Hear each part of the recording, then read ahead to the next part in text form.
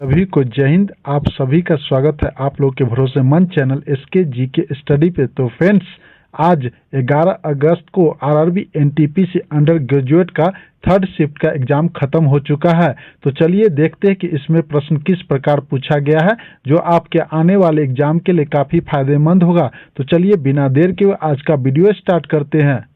Hockey championship 2025 में America ने किसको हराया? तो आपको 4 ऑप्शंस दिया गया था, तो इसका राइट आंसर आपको देना था फिनलैंड। आपको एक चीज बताना चाह रहे हैं कि यहाँ पे 10 से 12 क्वेश्चन करेंट अफेयर से पूछा जा रहा है, और आपको मैं बता दूं कि यहाँ पे हम मंथली और वीकली करेंट अफेयर का वीडियो अपलोड करते हैं। आप लोग देखिए, आपको आने वाले एग्जाम में काफी फायदा मिलेगा। सबका प्लेलिस्ट अलग अलग बना हुआ है। तो चलिए इस पर आधारित इंपोर्टेंट पॉइंट को देख लेते हैं। 2025 विश्व junior ice hockey championship, ice hockey विश्व जूनियर चैंपियनशिप का 49वां संस्करण था। कैमा 49वां काफी इंपोर्टेंट पॉइंट है, जो 26 दिसंबर 2024 से 5 जनवरी 2025 तक आयोजित किया गया था। राज्य अमेरिका ने स्वर्ण पदक के खेल के ओवर टाइम में फिनलैंड को 4-3 से हराकर अपनी लगातार दूसरी चैंपियनशिप जीती है। काफी इंपोर्टेंट पॉइंट है। तो चलिए अगला प्रश्न देखते हैं। लिखित में से कौन सा पी ब्लॉक का तत्व है? 4 ऑप्शंस दिया गया था आप लोगों को, तो इसका राइट आंसर आपको देना था ऑप्शंस नंबर बी, नाइट्रोजन। तो चलिए अगला प्रश्न देखते हैं। यह किस परजीवी से संबंधित है? तो इसका राइट आंसर आप लोगों को देना था प्लाज्मोडियम, ऑप्शंस नंबर बी। तो चलिए अगला प्रश्न देखते हैं।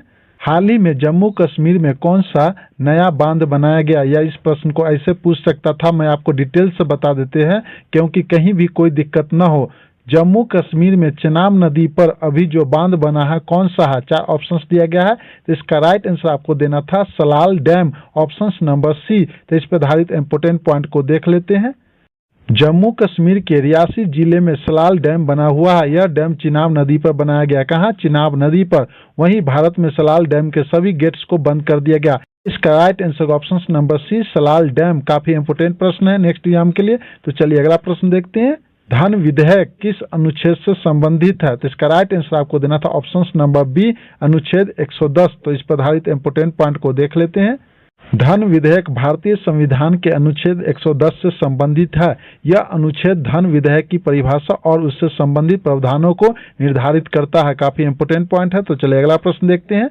44वें संविधान संशोधन के तहत क्या किया गया था? तो इसका राइट आंसर आपको देना था ऑप्शंस नंबर ए, संपत्ति का अधिकार को हटा दिया गया था। समझे फ्रेंड्स, काफी इंपोर्टेंट प्रश्न है। तो चलिए अगला प्रश्न देखते हैं। लैंगिक अंतर इंडेक्स 2025 में भारत की रैंक क्या रही? या इस प्रश्न को इस तरह घुमा के पूछ सकता है आपको नेक्स्ट एग्जाम में, ग्लोबल जेंडर गैप इंडेक्स में भारत का क्या रैंक रहा? प्रश्न है करेंट अफेयर का है, और इसका right answer option number C, 131वां। तो इस पर आधारित इंपोर्टेंट पॉइंट को देख लेते हैं।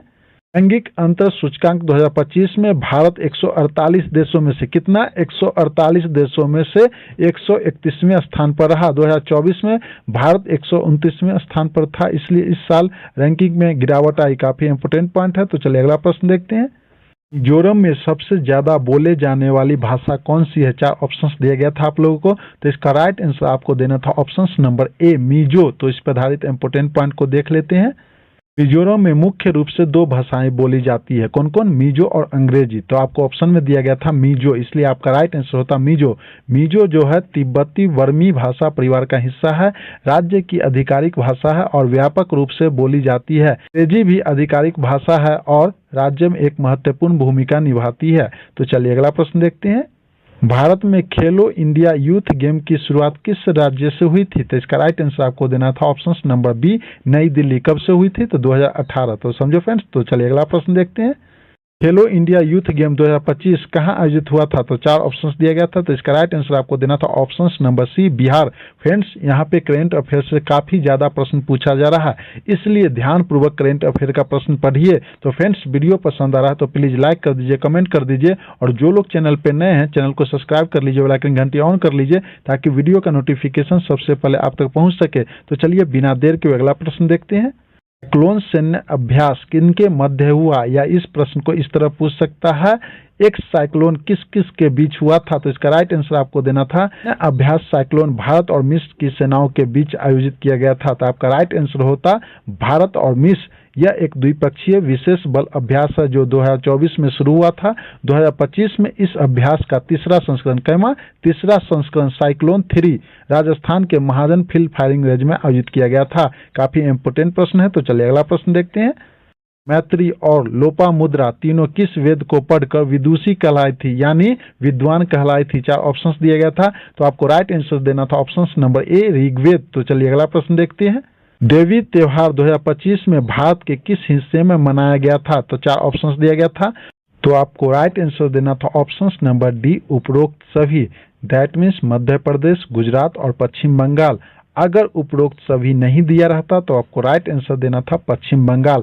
मुख्य रूप से पश्चिम बंगाल में मनाया जाता है, लेकिन यहाँ पे मध्य प्रदेश में भी मनाया जाता है, गुजरात में और पश्चिम बंगाल में भी, इसलिए यहाँ पे राइट आंसर देंगे ऑप्शन नंबर डी उपरोक्त सभी। इस पर आधारित इंपोर्टेंट पॉइंट को देखते हैं। 2025 में देवी त्योहार, जिसे नवरात्रि भी कहा जाता है, भारत के विभिन्न हिस्सों में मनाया गया। विशेष रूप से पश्चिम बंगाल में दुर्गा पूजा, गुजरात में गरबा के रूप में, और नवरात्रि एक नवरात्रों का उत्सव है जो देवी दुर्गा को 9 रूपों में समर्पित करती है। काफी इंपोर्टेंट पॉइंट है, तो चलिए अगला प्रश्न देखते हैं। भारत में पासपोर्ट बनाने के लिए कौन सा विधेयक पारित हुआ है? तो इसका राइट आंसर आपको देना था पासपोर्ट अधिनियम 1920, ऑप्शन नंबर ए आपका राइट आंसर होता। तो चलिए अगला प्रश्न देखते हैं। जिला का प्रमुख कौन होता है? तो इसका राइट आंसर आपको देना था जिला का प्रमुख जिला अधिकारी डिस्ट्रिक्ट मजिस्ट्रेट होता है। तो चलिए अगला प्रश्न देखते हैं। 20वां संविधान संशोधन कब जोड़ा गया था? तो इसका राइट आंसर आपको देना था 1978। तो चलिए अगला प्रश्न देखते हैं। खेलो इंडिया बीच गेम्स कहाँ हुआ था? तो इसका राइट आंसर आपको देना था केंद्र शासित प्रदेश दादरा और नगर हवेली तथा दमन और दीव में आयोजित खेल इंडिया बीच गेम्स 2025 का समापन 24 मई को हुआ। इस प्रतियोगिता में मणिपुर 14 पदकों 5 स्वर्ण 6 रजत और 3 कांस्य के बीच खिताब जीता। तो इसका राइट आंसर आपको देना था दादरा और नगर हवेली, आपका राइट आंसर होता। तो चलिए अगला प्रश्न देखते हैं। दिल्ली के शिक्षा मंत्री कौन है? तो इसका राइट आंसर आपको देना था आशीष सूद। अगला प्रश्न देखते हैं। वर्ल्ड इकोनॉमिक फोरम 2025 कहाँ हुआ था? तो इसका राइट आंसर आपको देना था विश्व आर्थिक मंच 2025 स्विट्जरलैंड के दावोस कोलास्टस में हुआ था। यह बैठक 20 से 24 जनवरी 2025 तक आयोजित की गई थी। तो इसका राइट आंसर आपको देना था स्विट्जरलैंड। तो चलिए अगला प्रश्न देखते हैं।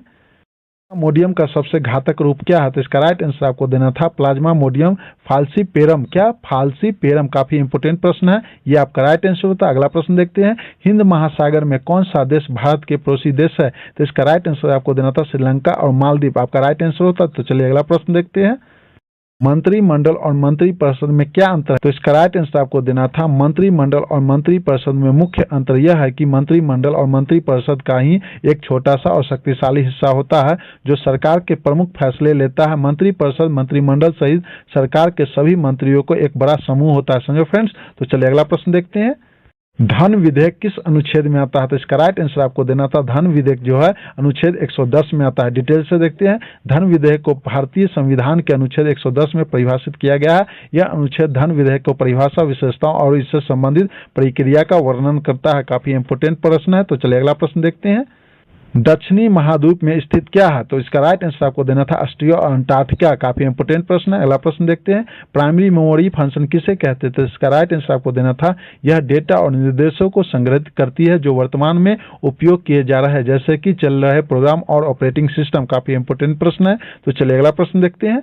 इनमें से कौन सा ऑपरेटिंग सिस्टम है? तो इसका राइट आंसर आपको देना था संचालन तंत्र। अगला प्रश्न देखते हैं। 25 में कुल कितने अर्जुन पुरस्कार दिए गए? तो इसका राइट आंसर आपको देना था 32 खिलाड़ियों को अर्जुन पुरस्कार दिया गया था। काफी ज्यादा करेंट अफेयर का प्रश्न पूछा जा रहा है। तो चलिए अगला प्रश्न देखते हैं। Which state related Devi movement Ambaji शक्तिपीठ? तो इसका राइट आंसर आपको देना था ऑप्शन नंबर 4 गुजरात। तो इस पर आधारित इंपोर्टेंट पॉइंट को देख लेते हैं जो आपके आने वाले एग्जाम के लिए काफी इंपोर्टेंट होगा। 51 शक्तिपीठों में से कामाख्या शक्तिपीठ असम में, कालिका देवी शक्तिपीठ पश्चिम बंगाल में और अंबाजी शक्तिपीठ गुजरात में स्थित है। तो यही पूछ रहा था, समझे, इसलिए इसका राइट आंसर होता गुजरात। यह सभी शक्तिपीठ देवी शक्ति के शरीर के अंगों को गिरने से बने हैं। तो फ्रेंड्स, आज मुझे जितना भी प्रश्न मिला मैंने आपको एक एक करके अच्छे से समझा दिया। ये सभी प्रश्न आपके आने वाले एग्जाम के लिए काफी महत्वपूर्ण है। तो फ्रेंड्स, वीडियो पसंद आया हो तो लाइक कर दे, कमेंट कर दे, और जो लोग चैनल पर नए हैं चैनल को सब्सक्राइब कर लीजिए, लाइक घंटी ऑन कर लीजिए ताकि वीडियो का नोटिफिकेशन सबसे पहले आप तक पहुंच सके। आप लोग कमेंट सेक्शन में बताइए कि कौन कौन सा प्रश्न पूछा गया है। तो चलिए मिलते हैं नेक्स्ट वीडियो में। जय हिंद, जय भारत।